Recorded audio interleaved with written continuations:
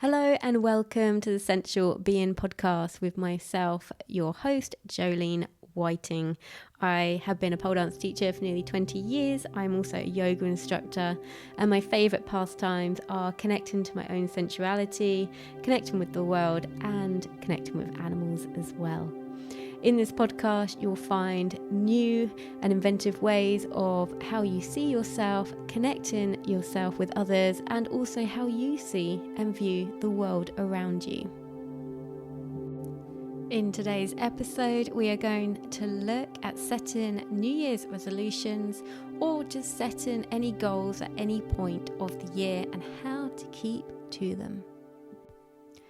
Hello and welcome back to the podcast, you wonderful sensual being. Thank you so much for joining me today. And if this is your first time here, then welcome to you too. Today's one is very fitting for this time of year, but you can use it at any point, and that will be one of my main points today with this one. So we are at the point of the new year, January. We are very close to it if you're listening in real time. So, New Year can bring with it this sense of anything could happen. Anything is possible. I feel like as a collective, we are more conditioned as a collective with our energies to be at this time of year thinking we could be different. We could have a different life. Things could change this year. It's like a clean slate. So, if you haven't guessed it already, I would like to talk to you about resolutions, goals, targets, changing, and all those sorts of things.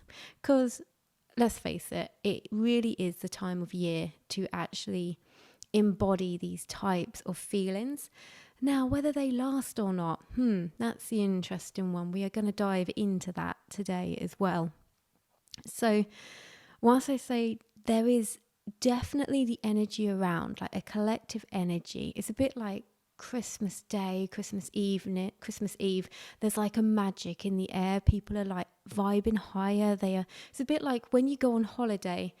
Everybody on that plane who's in the holiday mode wants to have a good time. That energy does spread.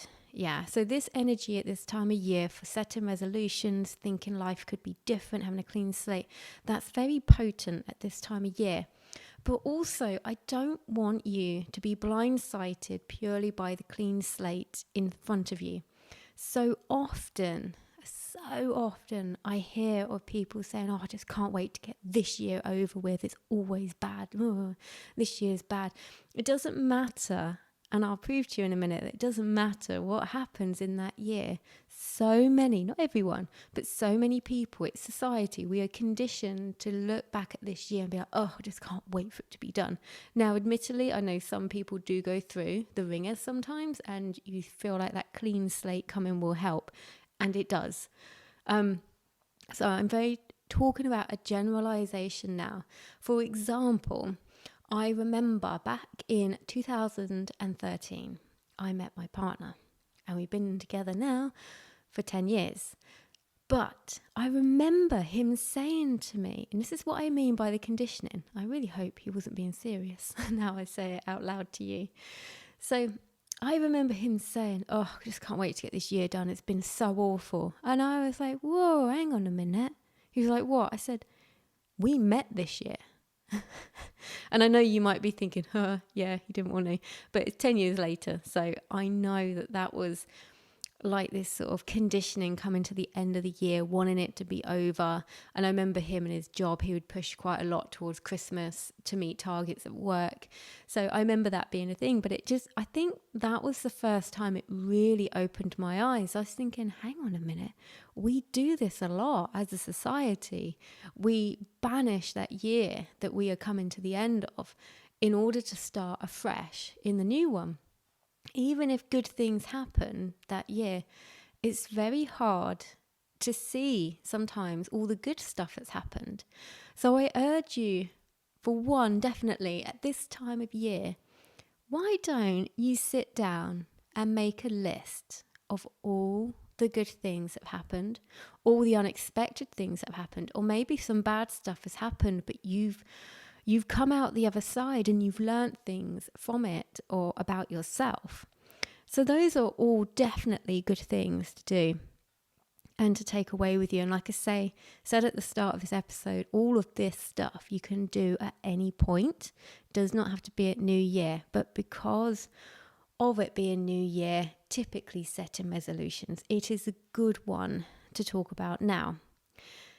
And if you are somebody who wants to set resolutions or any sorts of things, for one, no, you can do that at any point. So if you're like, this close to the new year, I really want to do this, I want to do that, just start doing it now. It doesn't matter. Just start doing it now.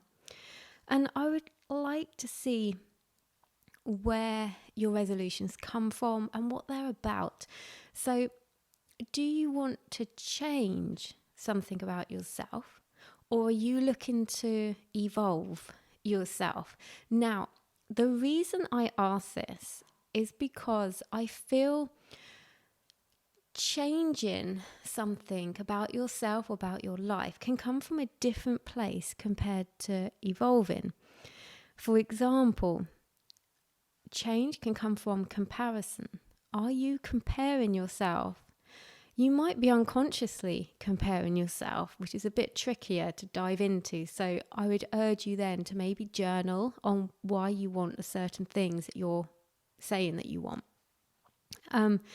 So when we do things like comparing to other people and thinking, next year I'm going to have this, that and the other, I feel like it's quite short term.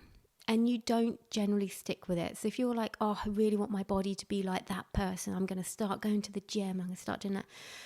The goal isn't coming from within, like it's not coming from your soul, because you're trying to be like somebody else for that particular thing. So if you're like, I want to be like that person, it's not coming from within. If you, for example, want to release some weight, change your appearance for some sort of health reason, then that is a reason that comes from within. You will have more drive because the why you want to do it is much stronger. So I urge you to work out why you want to do, where it's coming from and why you want to do it. So if it's just, I want to look like someone else, the why isn't strong enough. It's not deep enough. If it's to do with health, or maybe you get out of breath when you're playing with your kids and you're like, I'd really wish I could go on a bike ride with them, but I'm just so unfit. The drive to actually get fitter will be stronger because your children will always give you a strong why. Yeah. So knowing why you want something is huge, because I feel like if you want to evolve for more than just like an appearance or something, when you want to evolve, that is the sort of thing that you make lasting changes with. If you just want to stop eating junk food because you think that's what you should be doing or not be doing, you probably won't stick with it. But if you're like, I'd really love to be able to save that money, you work out how much you spend on maybe takeaway.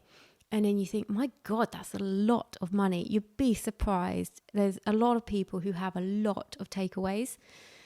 And the amount that is spent on them is huge. And if you work that out and there's something that you want, but you want to save for it, the why would be so much stronger. Yeah. So you want to make sure that it's not coming from places of comparison. Because one, you won't stick with it. Two, it's not coming from within. Three, you'll find that if you can focus on things that are very relevant to you, so basically focusing on being you, you will find that those changes will last. And they'll mean so much more, because these resolutions you see so often, like for an easy example, it's like in a gym, like the amount of new members rockets up in January. They won't even be coming by February. Yeah, because it just seems like this thing that you do that you want to do, but your heart's not in it. So, for example, if you do want to get fitter, if you do want to release weight, if that's something that you want to do, find something that you enjoy. It might be a sport, might be like a discipline, like a martial arts, it might be dance, or it might be the gym. Yeah, it can be anything, but it has to be something that you enjoy. And make sure you're not putting a barrier up. Like, because I get this with people who want to start pole dancing. Yeah, I'd really like to start your classes, but I'm going to make sure I get fit first. And I'm like, or they like, I'm going to lose weight first. I'm like, why? Why not just start now? This is what you want to do right now.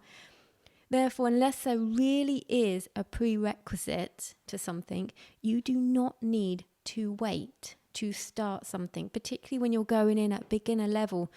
You are looked after, yeah? So if you think, oh, I'm going to join the gym, I'm going to lose the weight, and then I'm going to start this, you won't ever start that because you won't stick with the gym because you never wanted the gym in the first place, yeah? The why isn't big enough because you don't know what the thing is that you want to do. So if you've never done pole dancing before, to say you want to lose weight and join the gym before you do pole dancing, the why isn't big enough because you've never done it. So what's driving you? Nothing. Yeah. And it's so much easier to flip back to the more comfy thing. I just won't go to the gym because going to the gym is uncomfy. I won't sign up for a new class because that's uncomfy. I am telling you now, 100%, it's so much easier for you not to do anything. But you take the easy route, you will end up with a hard life. Yeah, because you're not doing what you want, you're not fulfilled, you're not hitting certain targets, or your health might be at risk just because you want the easy, quick validation, easy option right now. But if you pick the harder option, okay, so I'm going to join a new class. I don't know anybody. I don't know the teacher. Do you know what? I'm just going to go. I'm going to do one class and I'm going to see how I go. Yeah, take the pressure off. Or I'm just going to do one course. I'm just going to do one thing. Just go and do it. Yes, I can promise you, you will feel uncomfy. You will feel nervous. You'll probably also feel excited. But let's not forget that nerves and excitement feel very similar. Yeah? The butterflies in your tummy, they are very similar. Nerves, like feeling anxious and feeling excited for what's to come, they're both very similar. So you need to tell yourself, I'm going to feel all those things. And that's okay. So I'm not telling you not to feel them, I'm not telling you to bypass them, and I'm not telling you you won't feel them. But you need to be able to be with the uncomfiness and know that life is full of uncomfy things, even if it's things that we want to do. So we seem to be living in a world now where if you're uncomfy, don't be. I don't believe in that at all. I believe in things that make you feel uncomfy, make you feel stronger. They make you stronger. They just do, because you get more confidence from doing them. But you need to be in that uncomfortable state to get there. And I'm not talking about buying a pair of shoes for the month that's 2 sizes too small and just be uncomfy for the month and therefore you'll learn stuff. No. You know what I'm talking about. The uncomfiness of doing something different. And it can be as simple as changing your food. You might think, I'm going to make more of my meals at home now. I'm going to start taking a lunch to work with me rather than buying one from the shop around the corner. But you'll probably be faced with people maybe around you and they go, why are you eating that? Why have you bought that? Oh, you don't normally eat this. Now, if you are not used to the fact of being with that uncomfiness within yourself, when you get this outer pressure on you, calling you out for what you're doing, look at you doing all this, being all healthy or doing that, that's going to add to your uncomfiness. And because it's coming from people who you are close with or spend a lot of time with, that is hard to deal with. So you just need to be ready. A lot of these things in life is just being ready for it, because you're not bypassing the uncomfiness. You're just being ready for it. That's all. You might not even get any. Yeah, you might not even feel nervous. You might get complete support around you and no like little funny comments. And that's excellent. But just be ready for it, because you want to be strong in yourself. Like, no, I'm doing this and I feel good about it. Yes, this is what I want to do. Okay, so it's important to strike while the iron's hot as well. So if you feel like you want to do something, yeah. So if you're waiting until New Year to actually start something, but you can sign up for a course a few days before, just do it now. Don't wait. Yeah. Striking while the iron's hot will mean that you're using the courage in that moment to do it. If you wait, do you know how sometimes you sleep on something and then you think the next day, nah, not going to do it now? Because you didn't strike while the iron's hot. Yeah, you didn't commit. So I know, admittedly, you can't do everything straight away. I do appreciate that. But if you can do it, don't wait to do it. I also feel like we can put up excuses as well. So we might say, oh, I won't do that yet. I'll wait till after the holiday. I'm going to wait until I've got married. I'm going to wait until I'm thinner. I'm going to wait till I have a little bit more money. Yeah. But most of the time, we can already start doing something now. Even if those are actual valid reasons, there's always something we could do now. Yeah. And if it's things like, oh, I'm going to wait until I've got more money and then I'm going to do that. I'm going to wait till next month. Maybe the money is the focus right now. Link into that why. Yeah. So maybe if you're like, oh, I don't know, let's go back to the gym again. That's easier. I want to join the gym. Oh, I haven't really got the money, so I'm going to wait until next month. Maybe have a look at your spending right now and what you're spending on. Do you go out? Do you go down the pub? Do you spend money on coffees? Do you go shopping a lot? Do you have takeaways? Is there anything that you can do to change your spending habit? Because maybe you could look at that now and you might even get to be able to start your new thing sooner if you want to start something. So also, I want you to have a think about when you do stuff as well. So for example, I've given you a load of excuses, yeah. But any time of year is a good time to do anything like this. So a lot of the time, I don't know if you've ever found this, but like after a holiday, on the way back, I get buzzed up. I'm like, right, when I get back, I'm going to, and I'm going to change this and I'm going to do that, because I've sort of had that New Year feeling, like a bit of a clean slate. I've had a break. I come away from my routine and then I come back and I feel different. And I remember when my mum used to live in Cornwall and I used to go down and see her, drive down there on my own. And on the way back, for all those hours in the car by myself, I didn't have any music on because I was so busy in my head thinking, when I get back, I'm going to do this, I'm going to do that. How's that going to work? Yeah, I'm going to do more of this. And I had that drive, that like feeling of like being inspired, motivated. I also get the same feeling after being ill. So if I've been ill and I can't move for nearly a week or whatever, and I'm just, you just feel like when I get fit again, when I get back to health, I'm going to, and then all the motivation and inspiration comes in. I also find changes in circumstances, I'm not going to go too deep into that one, but changes in circumstances like relationships, things like that, they drive you to alter your life. Yeah, you can sort of have the clean slate then. Also, when people move house, I mean, how many times have you moved house and then you're in a different pattern, a different routine of what you're doing? That is also a really nice time to actually do things like that. So I hope you've got a lot from that. There's so much to take in. And you know what? You don't have to set any resolutions. You don't have to. You might find, like personally, I find that having the Christmas time and the New Year time, I find it's always a sort of more of a downtime work-wise.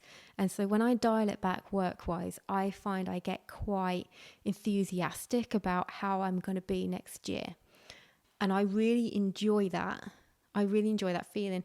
I don't like to set resolutions, and I'm not really, between you and me, I'm not really a goal-setting person, because I don't know. I'm not a goal-orientated person, so there's nothing wrong with being a goal-orientated person. I kind of feel being orientated by goals, it links in a lot with competitiveness. And I don't mean competitiveness again with other people. It can be competitive nature within yourself. I'm going to do better than I did before. For me, I'm very much like, I like the flow of life. So I like these little pockets of time throughout the year that I'll think, oh, I'm really buzzed up about this. I'm going to do this, going to do that. So you need to be able to navigate this how you want to. Just remember, are you trying to change yourself? Is it coming from comparison? Or are you trying to evolve your life because you actually want a better life? Therefore, knowing the why you want it as well will be your driving force, because every day that you're showing up for yourself to try and do whatever it is you want to do with anything in your life, remind yourself of why you're doing it, because times will get hard, times will get uncomfy. You might be rushed, you might not have time for it, you might not want to make time for it. But at those moments, maybe have a little post-it note with why you were doing it, and then that is your driving force. And you don't have to do everything all the time. Maybe you just show up and do one thing. Maybe you go to the gym and do one exercise. Maybe you're like, I'm going to go to the dance class this week, but I'm going to tell my teacher I'm not feeling up for it and just see what happens. Yeah. Or you might be writing a book. Just think, I'm going to write 3 lines, and that's it. But just remember the why of what you want to do, and that will help to drive you forward with whatever it is you want to do. So I hope you enjoyed that today. Thank you so much for tuning in. And if you're listening to this in pretty much real time, then I hope you're having a fantastic holiday time and a brilliant start to the new year. Remember to lead through your life with your heart and to live with intention. Thank you so much for tuning in today. If you enjoyed this episode, please do share it with your friends and on social media. If you have the time to rate or review this podcast, I'd be ever so grateful. If you'd like to follow me on Instagram, you can find me at Jolene Sensual Being. The links to my YouTube and to sign up to my mailing list will be in the show notes as well. I look forward to speaking with you again very soon.